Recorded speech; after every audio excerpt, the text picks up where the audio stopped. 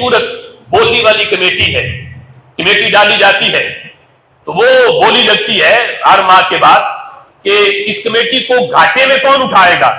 तो जो सबसे कम बोली लगाता है, मसलन 5 लाख की कमेटी है, कोई कहता है मैं इसे 4.25 में उठाता हूं, फिर बोली लगती है, कोई कहता है मैं इसे 4.5 में उठा लेता हूं। चलते चलते जो सबसे कम में उठाता है उसे वो कमेटी दे दी जाती है।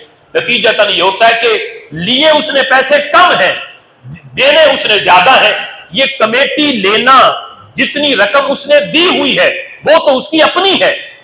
मसलन अभी सिर्फ 25,000 दिए थे, मिल उसे 4.5 लाख रुपए गया, तो ये जितने जायद मिले हैं ये उसे कर्ज मिला है। अब ये कर्ज लिया उसने, लिए 4.5 लाख हैं, लेकिन बदले में देने उसने 4.25 लाख हैं या पूरे 5 लाख हैं। तो इस सूरत के अंदर ये बोली वाली कमेटी घाटे में उठाना ये भी सूदी मामला है, जिसे हमारे उर्फ में इसे भी सूद समझा नहीं जाता। ये भी सूद की एक सूरत है कि कर्ज लेकर अगले बंदे को नफा देना। एक सूरत इसकी